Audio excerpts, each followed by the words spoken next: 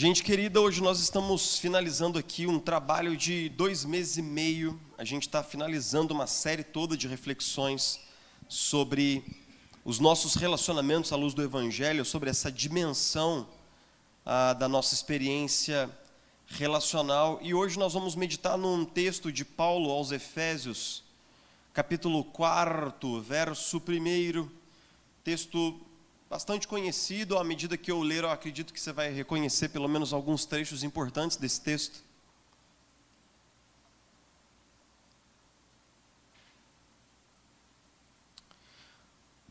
Efésios, capítulo 4, verso 1, quando Paulo diz assim: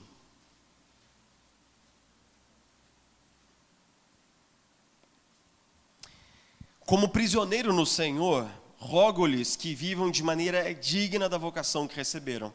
Sejam completamente humildes e dóceis, pacientes, suportando uns aos outros com amor. Façam todo o esforço para conservar a unidade do Espírito pelo vínculo da paz. Há um só corpo e um só Espírito, assim como a esperança para a qual vocês foram chamados é uma só. Há um só Senhor, uma só fé, um só batismo. Um só Deus e Pai de todos, que é sobre todos, por meio de todos e em todos. E a cada um de nós foi concedida a graça, conforme a medida repartida por Cristo. Por isso é que foi dito: quando ele subiu em triunfo às alturas, levou cativos muitos prisioneiros e deu dons aos homens. Que significa ele subiu, senão que também havia descido até as profundezas da terra? Aquele que desceu é o mesmo que subiu acima de todos os céus, a fim de encher todas as coisas. E ele designou alguns para apóstolos, outros para profetas, outros para evangelistas e outros para pastores e mestres, com o fim de preparar os santos para a obra do ministério, para que o corpo de Cristo seja edificado, até que todos alcancemos a unidade da fé e do conhecimento do Filho de Deus e cheguemos ao quê?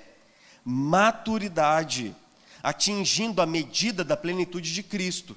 O propósito é que não sejamos mais como crianças, levados de um lado para outro pelas ondas, nem jogados para lá e para cá por todo o vento de doutrina e pela astúcia e esperteza de homens que induzem ao erro. Antes, seguindo a verdade em amor, cresçamos em tudo naquele que é a cabeça, Cristo. Dele todo o corpo, ajustado e unido pelo auxílio de todas as juntas, cresce e edifica-se a si mesmo em amor, na medida em que o quê? Cada parte realiza a sua função. A minha família é uma família de produtores de queijo. E aqui na nossa comunidade nós temos muitos mineiros e muitos cariocas. Mas os mineiros amam o queijo. E os cariocas sempre gostam de apreciá-lo, né? E é engraçado que nesse negócio que foi passado de bisavô para minha avó, para o meu pai, para a minha geração agora, nós temos um queijo muito famoso na nossa região, né? Está parecendo que se aproxima a hora do merchandising, mas ainda não é, né?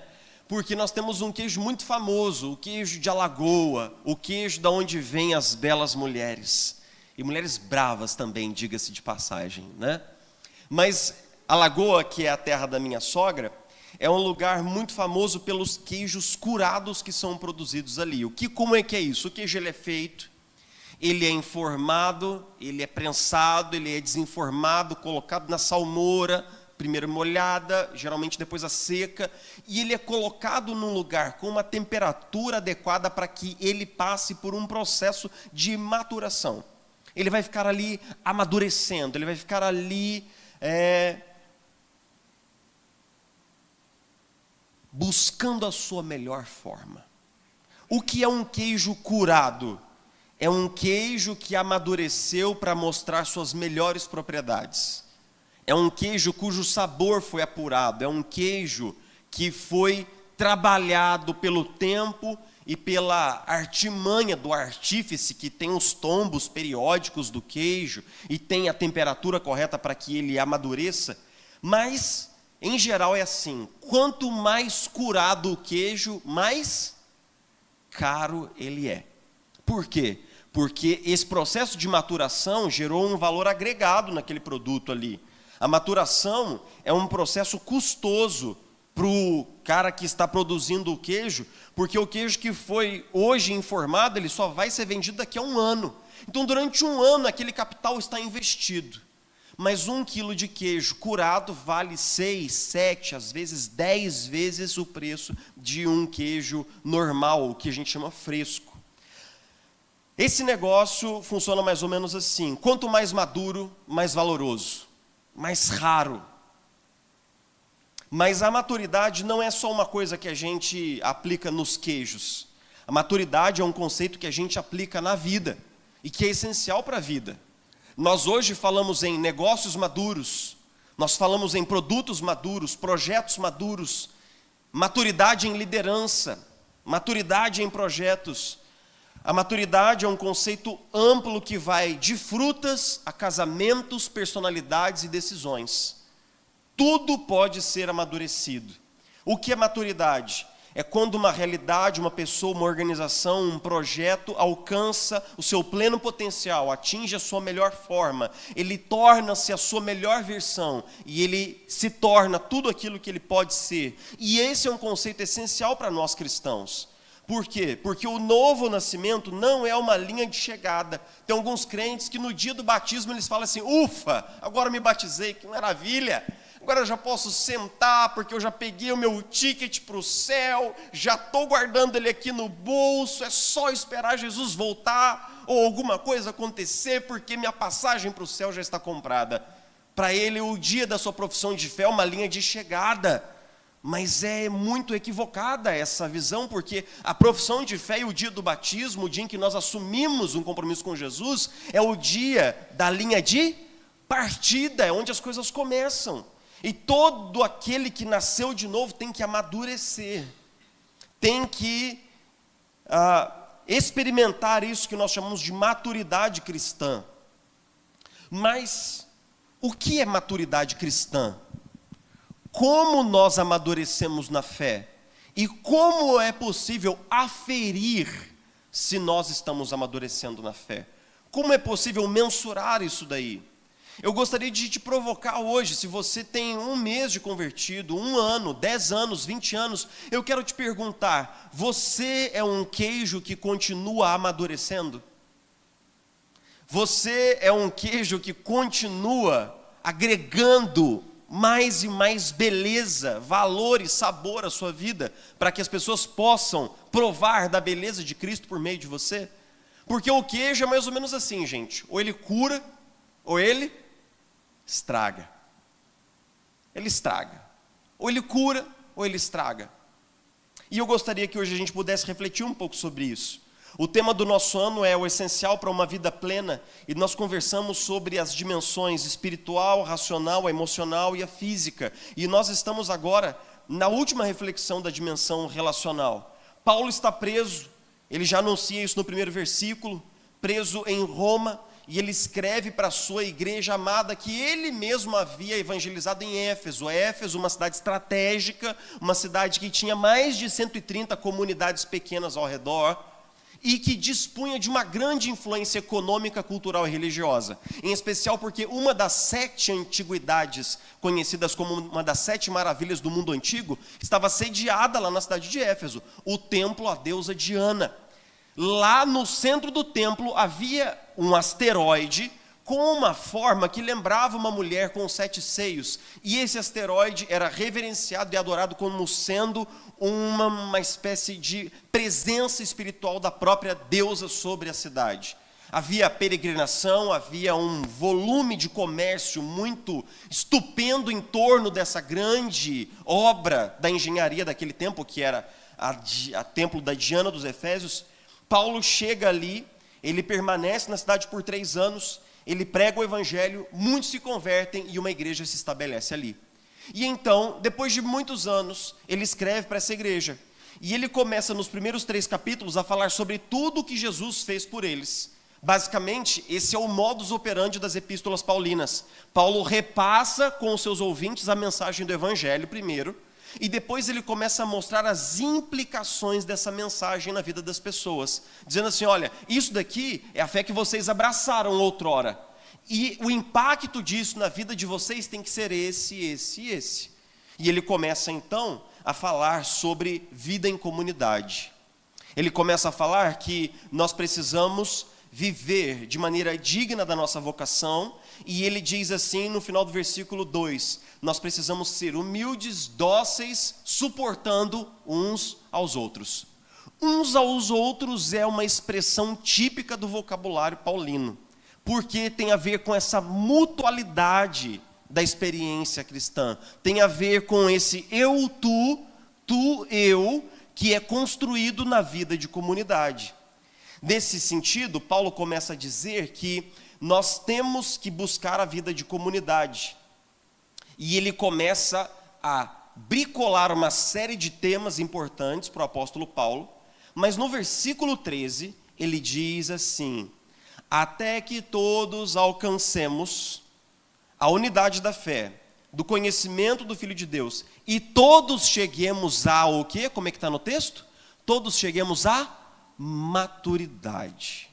A palavra maturidade aí, do grego teleios, é uma palavra que significa completo, pleno, perfeito, acabado, íntegro, maduro, mas não apenas num sentido cognitivo, mas num sentido moral, num sentido emocional, num sentido espiritual. A maturidade que Paulo prega não é uma maturidade meramente cognitiva, mas é uma maturidade que existe em múltiplas dimensões. Essa maturidade ela é relacional, essa maturidade ela é a integridade da vida cristã, é uma sensibilidade espiritual, e então Paulo determina qual é o padrão dessa maturidade que deve ser alcançada. Ele fala assim, atingindo a medida da plenitude de Cristo. Paulo deixa claro o que é maturidade, que nós sejamos transformados pouco a pouco na semelhança de Cristo, até alcançarmos a medida da estatura de Cristo. Paulo está usando palavras aí que tem a ver com altura mesmo. É como se ele estivesse imaginando uma criança que cresce, cresce, cresce, até alcançar a estatura dos seus pais. Ele está usando essa imagem do crescimento na estatura para dizer que todo crente, ele tem que crescer, crescer, crescer, crescer, até que a sua estatura espelhe a de Cristo. Note que Paulo não está usando linguagem utópica aqui, aquela linguagem do tipo assim, que quando a gente prega esse sermão, os crentes pensam, não, mas isso é impossível, ser como Jesus. Isso é uma espécie de uma busca contínua. Na verdade, pode ser que você olhe por esse aspecto, que nós nunca seremos da estatura de Cristo, mas que quando nós amadurecemos como discípulos, as pessoas que estão ao nosso redor olham para nós e veem traços de quem? Veem traços de Cristo. Por isso que Paulo, nesse texto, ele é muito prático. Ele fala sobre diversas atitudes que nós temos que ter uns em relação aos outros, para que nós possamos espelhar Cristo. Ele fala sobre paciência, ele fala sobre docilidade, ele fala sobre unidade da fé, ele fala sobre diversas características. Mas, principalmente, Paulo define que todo crente que nasce deve crescer.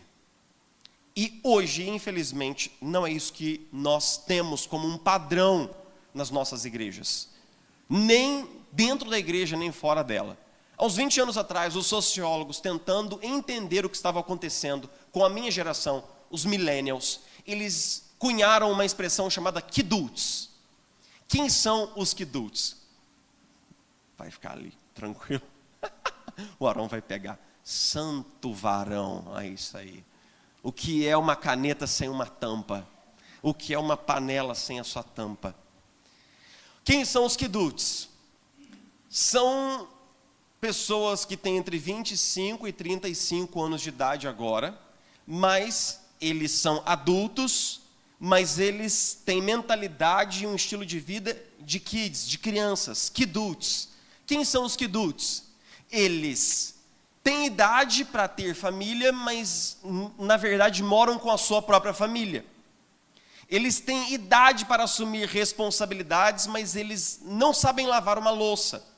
Eles têm idades já para pagarem IPTA, IPVA, IPTU e todos os Is que tem da vida, mas eles não são sustentáveis ainda financeiramente.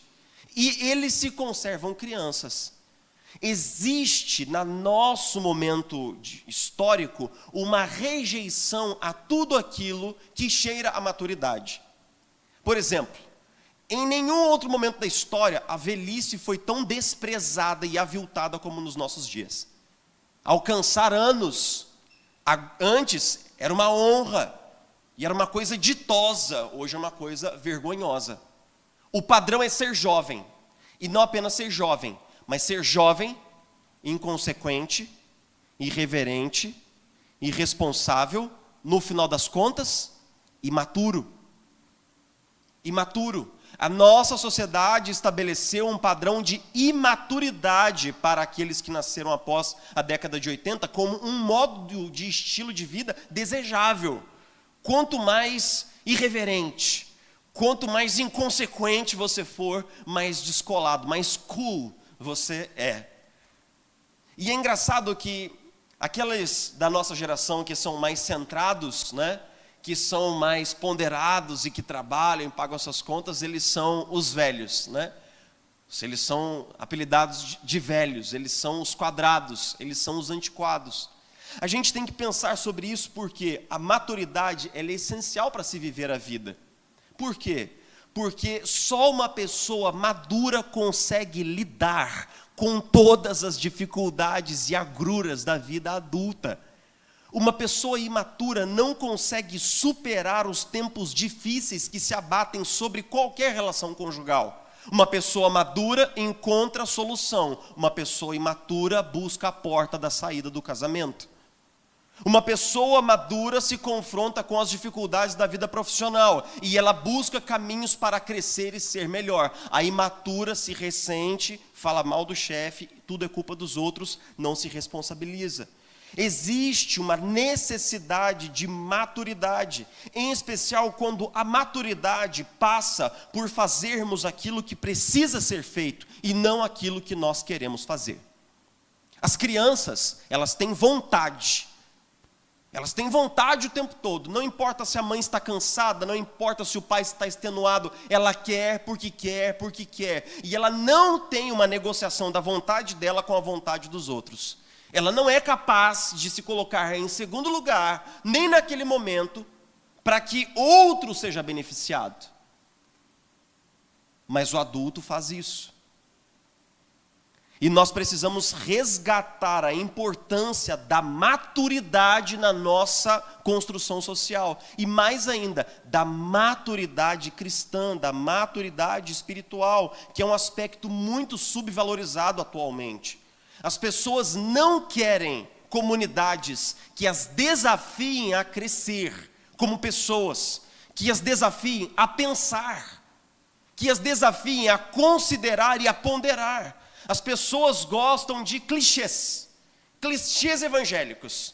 Um sermão recheado de clichês evangélicos do começo até o fim, que nos obriga a pensar pouco e a desafiar menos ainda os limites da nossa cognição, é um excelente sermão. Sabe por quê? Porque ele diverte.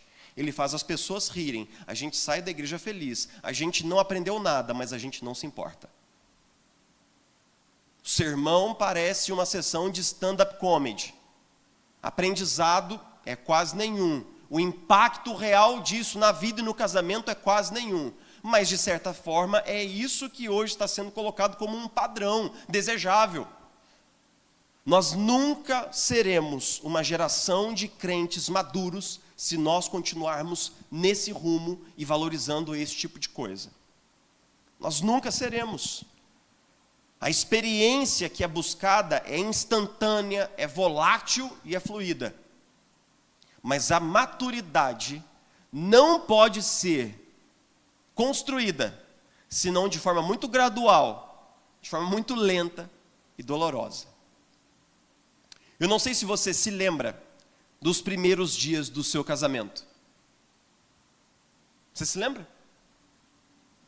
Os primeiros 3 anos de um casamento, da edificação de uma relação conjugal, São os 3 anos, estatisticamente falando, mais difíceis da vida adulta.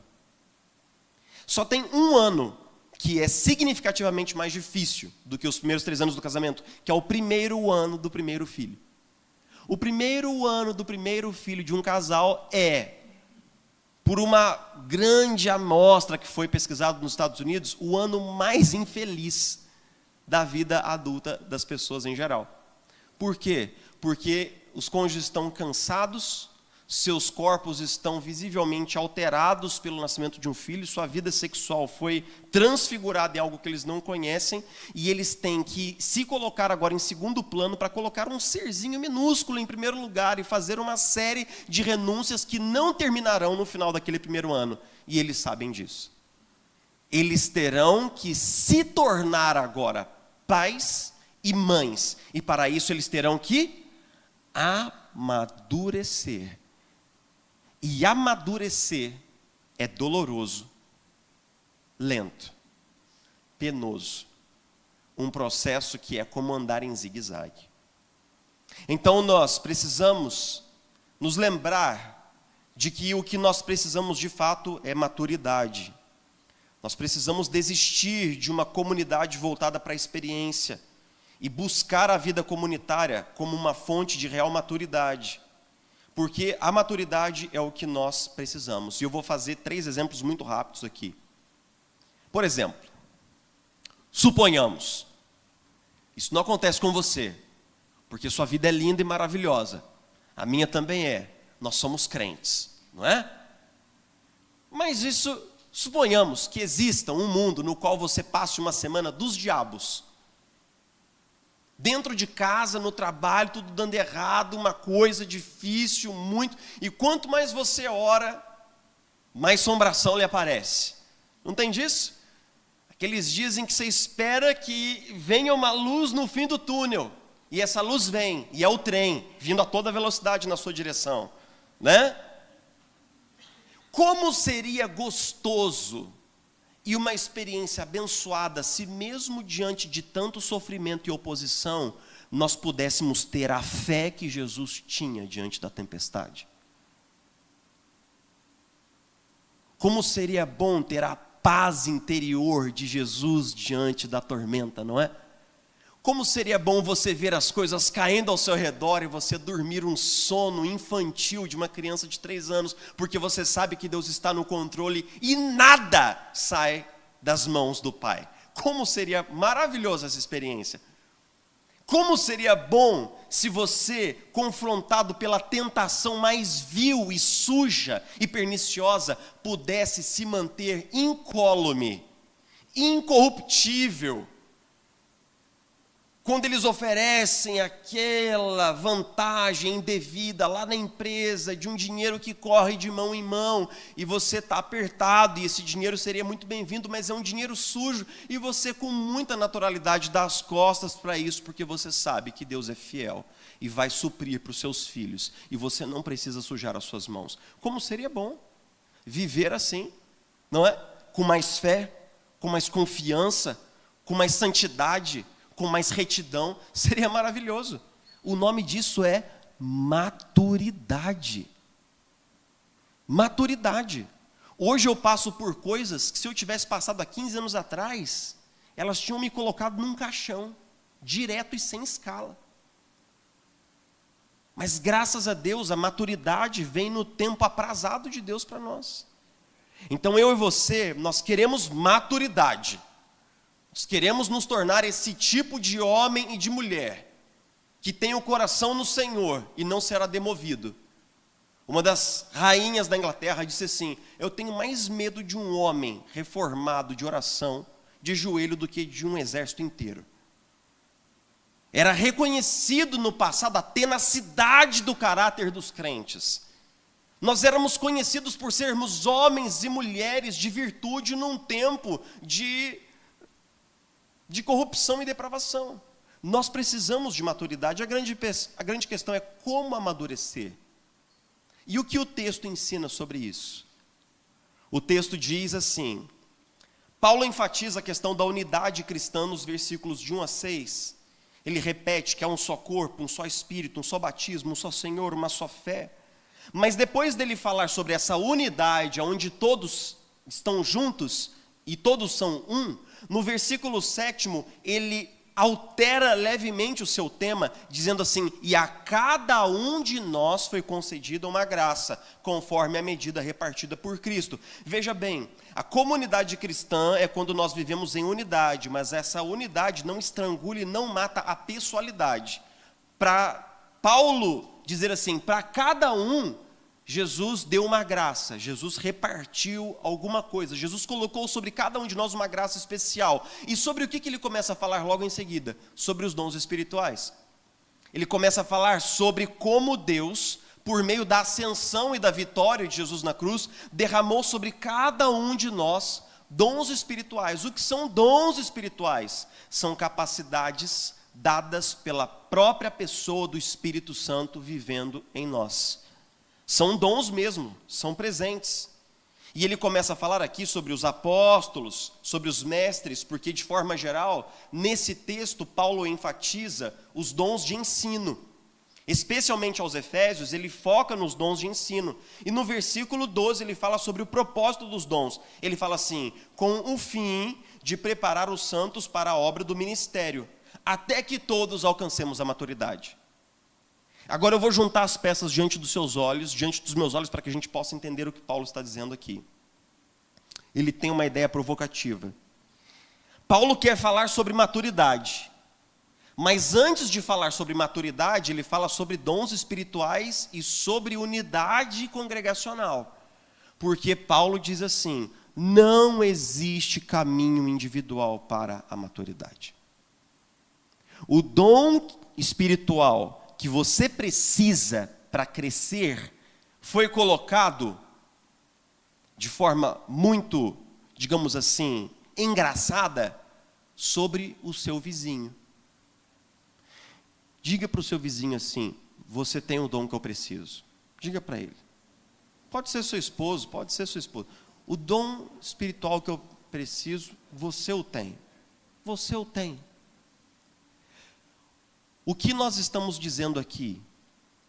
Que Deus coloca um dom sobre mim, mas esse dom ele não é para mim. Ele é para quem? É para você. Mas o dom que está sobre você não é para você. É para edificação de quem? É para nossa edificação. Então note como Deus, na sua sabedoria trina, sempre comunitária, ele dispôs todos os recursos para a maturidade, não sobre indivíduos, mas sobre a igreja. O que quer dizer que nós não deveríamos buscar um tipo de maturidade individualista à parte da igreja cristã, à parte da comunhão. Sabe por quê? Porque ninguém aqui tem todos os dons espirituais. Sobre os dons espirituais existem duas afirmações essenciais. Ninguém tem todos os dons. Todo crente tem algum dom. Ninguém tem todos os dons. Todo crente tem algum dom espiritual. E é quando nós estamos juntos que nós nos edificamos. Quando Paulo fala sobre os dons aqui, ele enfoca nos dons de ensino. Mas se você pega as listas que constam em 1 Coríntios 12, em Romanos 12, em Efésios 4 e em 1 Pedro, capítulo 4, nós encontramos os seguintes dons, ouça com atenção.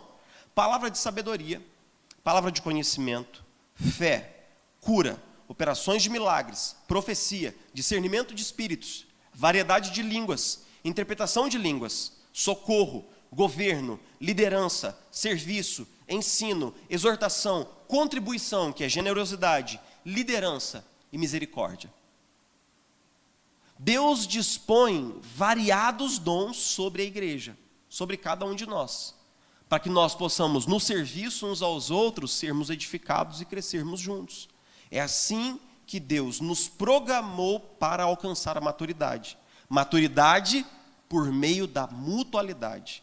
Maturidade por meio da comunhão. E eu quero encerrar trocando com você algumas ideias.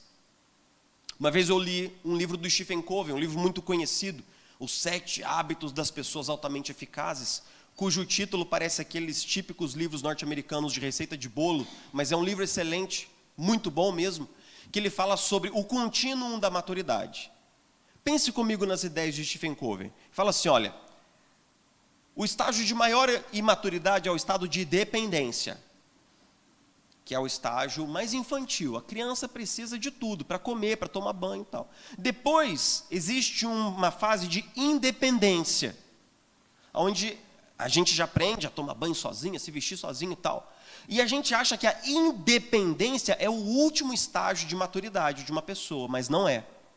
Porque o último estágio de maturidade de uma pessoa é a interdependência. O que é a interdependência? É quando eu não necessariamente preciso ou dependo do outro de fato, mas eu escolho me colocar numa relação de mútua dependência e mútuo benefício. O casamento, por exemplo, é uma relação de interdependência.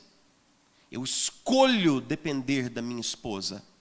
Eu escolho me apoiar nela e ser apoiado por ela. Eu escolho esse vínculo.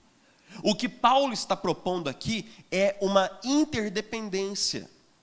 É nós abrirmos mão dessa fase de independência para aprendermos a depender e nos apoiarmos uns nos outros. E como a gente pode fazer isso? Eu vou retornar num ponto aqui que eu já frisei na semana passada. Nós precisamos aprender a pedir ajuda. Nós temos empresários aqui. Nós temos pessoas bem-sucedidas, que tiveram carreiras maravilhosas. Mas quando nós chegamos aqui na comunidade, as patentes ficam ali na porta. Você precisa deixar seus títulos lá. E você e eu precisamos aprender a pedir ajuda aqui. Ninguém tem todas as respostas. Ninguém tem todos os recursos. Acredite-me quando eu digo, eu preciso de você. Eu preciso de você. Do seu encorajamento, da sua perspectiva das coisas. Eu preciso de você, nós precisamos uns dos outros. Existe um conceito de um teste chamado janela de Johari, que diz assim que existem coisas em mim que eu não consigo ver absolutamente, que só o outro vê. E nós precisamos uns dos outros para crescer. Nós precisamos dos dons uns dos outros. Em segundo lugar, aprenda a valorizar o que Deus te deu. Você ouviu o que eu disse? Todo cristão tem um dom espiritual. Todo cristão tem um dom espiritual. O Cornfield, escrevendo sobre isso, disse que, na verdade, o Christian Schwartz falou assim, fizeram uma entrevista com 1.200 pessoas nos Estados Unidos. E o resultado é assim, 80% dos cristãos entrevistados não sabiam absolutamente qual o seu dom espiritual. E todos eles tinham mais de 5 anos de conversão. Uma segunda pesquisa, liderada pelo Grupo Barna, que é um grupo que faz pesquisas maciças com a igreja, diz assim, 15% não conheciam o seu dom, 28% afirmaram que não tinham nenhum dom, e outros 20% simplesmente não criam nos dons. Você imagina o que é 1/3 dos crentes dizer assim, eu não tenho nenhum dom. Mas os textos todos que nós lemos dizem que a graça foi repartida sobre todos nós. Cada um de nós recebeu um dom. Agora, o que é importante nisso tudo? O que significa a palavra dom? Significa presente, não é isso daí? Significa presente. Eu vou sair daqui da câmera, mas daqui a pouco eu volto. Quem estiver online aí, não desespera não, já volto. Mas é o seguinte. Deus deu um dom espiritual para a Eucilene. É um presente. Mas esse presente é para ela? Paradoxalmente não é. Porque o dom que foi dado a ela, na verdade, foi entregue para que ela pudesse administrá-lo na vida de quem? Na minha vida. E quando ela não administra esse dom na minha vida, ela está retendo o dom. Um dom que não é dela. E nós todos seremos responsabilizados por isso. Nós falamos sempre da parábola dos talentos com tanta naturalidade. Aquela parábola é assombrosa. Leia ela em casa hoje à noite. Porque o servo que enterrou o talento e não o usou direito, ele é penalizado duramente pelo seu senhor. Então note que um presente foi dado a você, mas eu queria te dizer que esse presente é meu, é nosso, é da comunidade. E quando você retém o seu dom, a igreja caminha capenga. Capenga, capenga, capenga. E ao invés dela ser tudo o que ela pode ser, ela passa os dias tentando sobreviver onde ela está. Então não retenha o seu dom. E não diga assim, meu dom é pequeno, eu não sei fazer nada, eu não sei cantar, eu não sei pregar. Gente, olha só. Antes de você chegar, alguém entrou aqui, organizou as cadeiras, ligou o ar, tem um lanche esperando você. Pessoas estão se mobilizando com dons de serviço, de cuidado, de exortação, de encorajamento para que a nossa comunidade possa florescer. Então não diga, eu não tenho um dom. E não diga, o meu dom não importa. Em terceiro lugar, aprenda a utilizar o seu dom aqui. Eu fico constrangido porque muitas vezes eu tenho pastoreado pessoas que lá fora elas fazem e acontecem. E no seu trabalho elas são pessoas implacavelmente tenazes, perseverantes e agregam enormidades e cifras para suas organizações. Mas quando elas chegam na igreja, elas se transformam num ser completamente apático. Como que dá para entender um negócio desse? A pessoa lá, quando se trata de dar lucro para a organização que é dela ou na qual ela trabalha, ela é um leão, mas quando ela chega aqui, ela se contenta em sentar nos bancos e só, e acabou. Como é possível um negócio desse? Meus irmãos, tudo o que nós fizermos no nosso trabalho é feito para a glória de Jesus. E por isso é muito bom que você o faça com toda a excelência. Eu não estou dizendo para você colocar menos empenho no seu trabalho.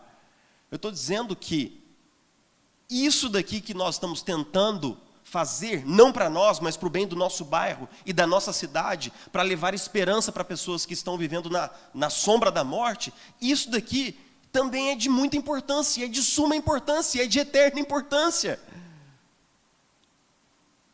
Então, por favor, sonhe mais conosco. Venha mais conosco, chega junto, tem bastante coisa para ser feita, tem bastante gente para ser amada, tem bastante gente para ser cuidada, tem muitas causas que nós precisamos mover ainda para a glória de Deus no nosso bairro e na nossa cidade.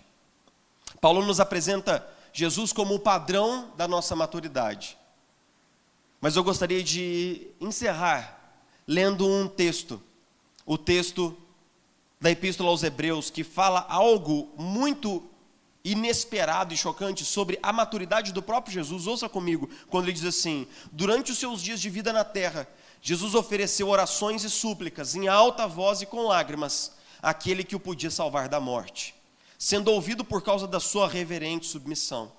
Embora filho, ele aprendeu a obedecer por meio daquilo que sofreu, e uma vez aperfeiçoado, tornou-se a fonte de salvação eterna para todos os que lhe obedecem, sendo designado por Deus sumo sacerdote segundo a ordem de Melquisedeque. Esse texto fala duas coisas que chamam muita atenção. Em primeiro lugar, que Jesus, embora fosse o Filho de Deus, ele também passou por um processo de crescimento. Como homem, ele passou por um processo de maturação, e ele amadureceu por meio da obediência. Quando ele se tornou maduro e aperfeiçoado, então Jesus se ofereceu na cruz. Esse texto aqui faz menção àquele momento que nós citamos na semana passada, no qual Jesus está no Getsêmani. Ele está diante da hora mais dura da sua vida e ele ora uma oração bastante contundente. Ele diz o quê? Pai, se possível, afasta de mim esse cálice, mas seja feito o que o Senhor quer e não o que eu quero. Olha a maturidade de Jesus. Jesus não quer passar pela cruz, mas ele coloca-se em segundo lugar para que a vontade do Pai prevaleça. E qual é a vontade do Pai?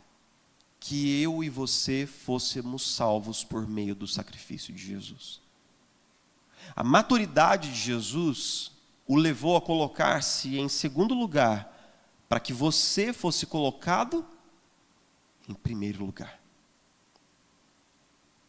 O que significa que nós somos convidados agora a um processo de maturidade em Jesus. Eu gostaria que você e eu pudéssemos encerrar essa série de reflexões, especialmente essas duas últimas reflexões, refletindo sobre o seguinte: a comunhão cristã tem sido banalizada de uma forma brutal nos nossos dias. Brutal.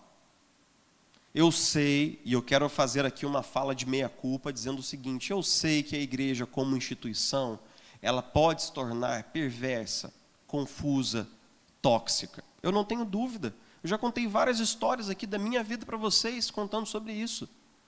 Mas, meus irmãos, eu vi e vejo todos os dias pessoas perderem o fio da meada da sua caminhada com Deus, abandonando a comunhão da igreja local. Esse é um passo letal para a nossa espiritualidade. Essa é uma decisão que é deletéria, é uma decisão péssima, horrível para a nossa caminhada com Deus. E eu gostaria de te convidar a reavaliar isso comigo no final dessas duas reflexões. E eu gostaria que você também pudesse ser um porta-voz.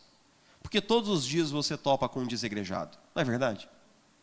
Todos os dias você topa com uma pessoa que diz assim: a igreja é uma bobagem, e isso, não preciso de nada disso, e não preciso de que pastor, de que não sei o que, blá, blá, blá. A gente já sabe todo esse sermão que é pregado nos nossos ouvidos. O que eu espero é que você, com candura e com amor, fale assim: não, olha, essa não tem sido a minha experiência, não. Minha igreja está longe de ser perfeita, quilômetros-luz disso.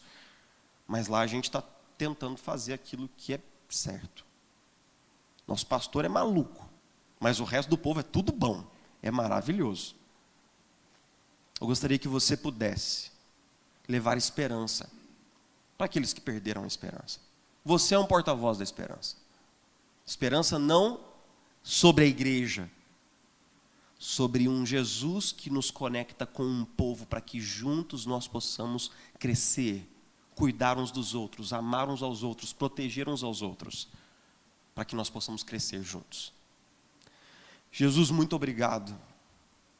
Você é sábio, e na sua sabedoria você nos congregou, você nos ajuntou aqui, você está cimentando agora relações, nos permitindo construir amizades e fraternidade, um espírito de preocupação genuíno, e que esse lugar, não o lugar geográfico, esse prédio nada significa, essa sala, esse salão aqui nada é, mas esse espaço afetivo da comunidade, esse espaço do olho no olho, do peito no peito, das histórias conectadas, esse espaço maravilhoso no qual nós podemos ouvir e ser ouvidos, amar e ser amados, cuidar e ser cuidados, esse espaço é um espaço curativo, porque o Senhor está aqui. O Senhor é a fonte de toda cura, de toda alegria da nossa comunidade. O brilho que está sobre nós é o seu. A luz que nós refletimos é a sua. Nós não temos luz própria, mas nós estamos aqui, Jesus, orbitando ao redor da tua presença, procurando manifestar a tua glória. Então, Jesus, nos ajuda. Nós precisamos uns dos outros. Nós precisamos reavaliar o nosso vínculo com a igreja local. Nós precisamos colocar de novo o propósito da maturidade no centro da nossa agenda, porque muitos de nós têm ficado anos e anos no mesmo lugar, sem dar um passo adiante na sua jornada de fé.